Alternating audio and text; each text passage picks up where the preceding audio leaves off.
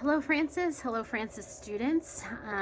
Francis asked me to give a little bit of behind the scenes or some of the details behind my experience working with our elite swimmers here in the U.S. My background, I'm a sport dietitian that works at the Olympic Committee, and my two sports that I work with are track and field and swimming.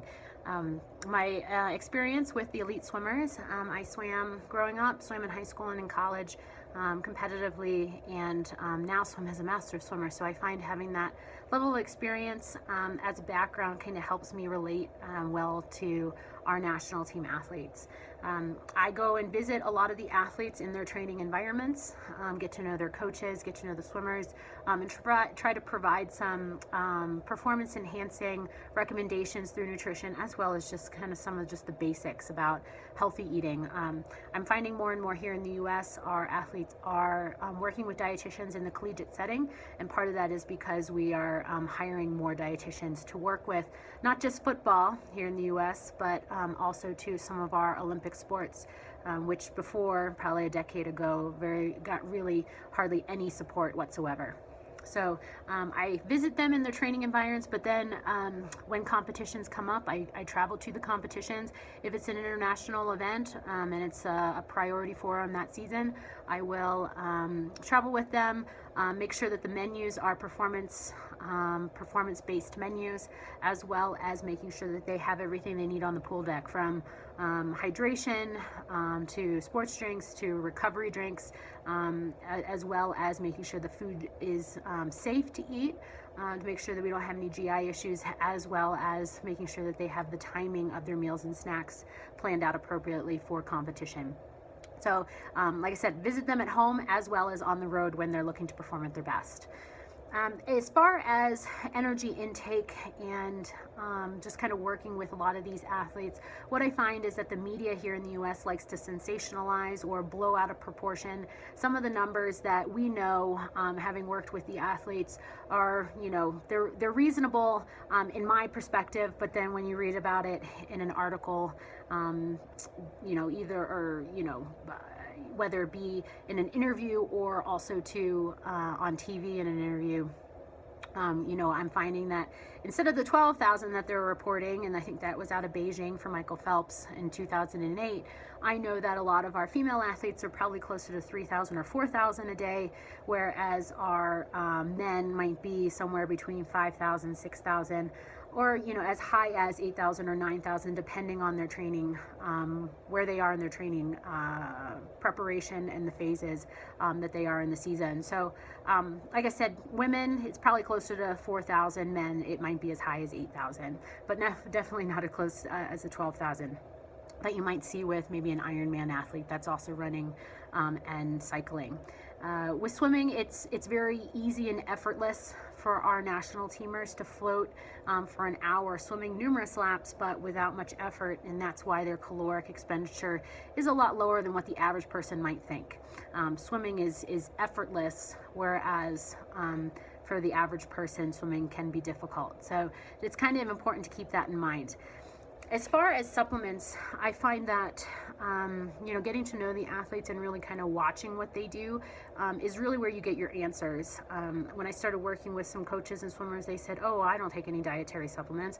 But then when I started working with them, there was a lot of dietary supplement use in the locker rooms, and a lot of times the athletes weren't even really informed. They were just doing what their teammates were doing or what someone told them to do, but they weren't really looking at, is it effective? Is it something that's going to help a swimmer specifically, and what's the dosing and the source to make sure that it's safe and they're using it effectively. So as far as beta-alanine, that is something that I've used or recommended to a lot of our swimmers if they're ready for it. I find that the beta-alanine a lot of times is used by our male athletes because they like the flushing of the skin or the tingling. That's a side effect of dosing of the beta-alanine. So they think that it's a performance enhancer just by taking it an hour before an event. But what we know in the research is that if you take it months in advance, load it for a month, and then maintain a much smaller dose, that's really where you get the benefits of beta-alanine. And I find it's more beneficial in training. It's not really for, you know, competition day for one event. It might have its benefits for an athlete that's doing multiple events at a swim meet, but for the most part, it's really in training that I recommend the beta alanine, so that they can do the high intensity training, high intensity efforts repeatedly, and they can have some of that lactate clearing that the beta alanine is most commonly used for. As far as creatine, a lot of our male athletes do use creatine, especially in the pool. I say pool because we do have open water swimmers that they're just a completely different beast. But for most of the pool events, they last less than 15 minutes, and the majority of them are less than 2 minutes. So for that reason, yes, we use creatine as a recommendation for some of our sprint athletes, mainly the 50 and the 100, which are both less than 50 seconds long.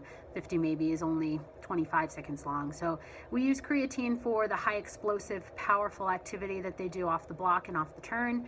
And I do think that our male athletes, for the most part, use it. And I'll only recommend it to our sprint females, and for the same reasons, the start and the turn and the high explosive power that they're getting off of both of those walls. So creatine is something that I ask an athlete how they feel about putting muscle mass on, and if they're open to some slight weight gain, because creatine is not something that I'm going to recommend to an athlete that's weight sensitive, because there is that side effect, which just comes with increased strength and power.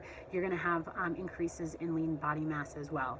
So again, it's beneficial in training, but then also too on competition day. As far as what I kind of observe and what some of the reasons why I think that our swimmers have higher levels of body fat compared to our runners, is that I don't think that there is that increased emphasis on the performance enhancing factor that being lean has in our swimmers. You don't have to maintain such a low body fat percentage to really reap the benefits and see it in performance. Really, with our swimmers, yes, being lean cuts down on surface area, but that extra lean physique really doesn't lend itself well for swimmers, especially during the training phase. They are training 5-6 hours a day, where a lot of our track and field athletes are 2 to 3 hours a day. And so recovery is really important, and the caloric intake, protein, carbohydrate intake to facilitate quick recovery, that's really more important than maintaining a super lean physique or a very low percent body fat. So my quick answer would be the performance enhancing effect that being super lean would have is just not as important in swimming as it is in track and field, where they have to carry some of that non-functional weight. So yes, our swimmers are a little bit higher in body fat percentage, but it's because that they can, and it doesn't really affect their performance. As far as my experience with the train low, compete high carb manipulation, I know that's very popular in the research right now, but and we are seeing some benefits for the training low and competing high in terms of carb intake, but I personally don't feel that Team USA is ready for that yet. We have other things that I think are more important to focus on, such as making sure that food choices are nutrient dense. They have, they're really incorporating more of those healthy foods and cutting out some of the high sugar candies and desserts. Our athletes have a huge sweet tooth, and they take in a lot of calories in the form of sweets, as well as alcohol intake. And realistically, so many of our athletes are taking in so much alcohol on the weekend, it would completely defeat the purpose of the train low, compete high. Some of our athletes even drink on a daily basis. I would like to think that that's not the case, but I'm sure there are a few.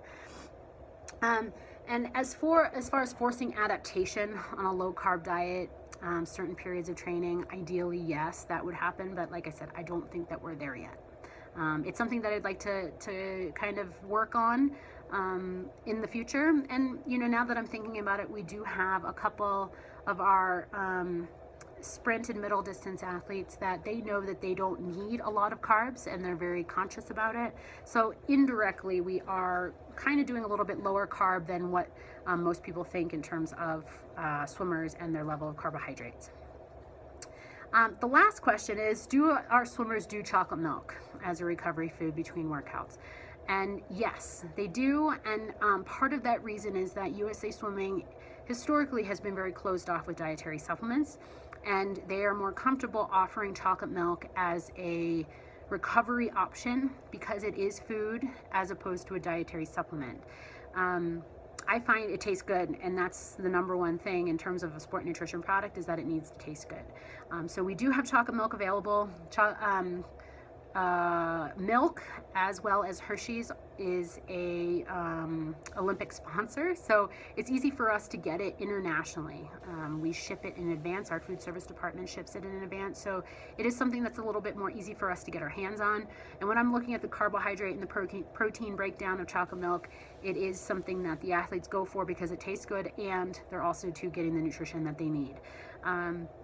You know, if you're looking at the amount of protein, if it's a sprint athlete, I might recommend that they add a protein powder to the chocolate milk and shake it up, just because, you know, a serving or a 1 cup serving of chocolate milk really doesn't have as much protein as we know to be beneficial, especially for our larger athletes. What they don't realize is they need to consume 2 or 3 cups of the chocolate milk to get the protein that they need for that peak recovery in between training sessions and events. So yes, we use it, and there's a level of education that comes with it as to why you need it, how much do you need it, and the timing that they need to have. So all of those things kind of factor into the days in and days out of our nutrition support. And coming out of the Rio Games, we did have a pretty successful game. So I would say that the progressions that we're making and the direction we're going is working, and a lot of it is the swimmers realizing how important nutrition is. So thank you for your time, and hopefully I will hear from Francis soon. Make sure that he emails me back. Okay, bye.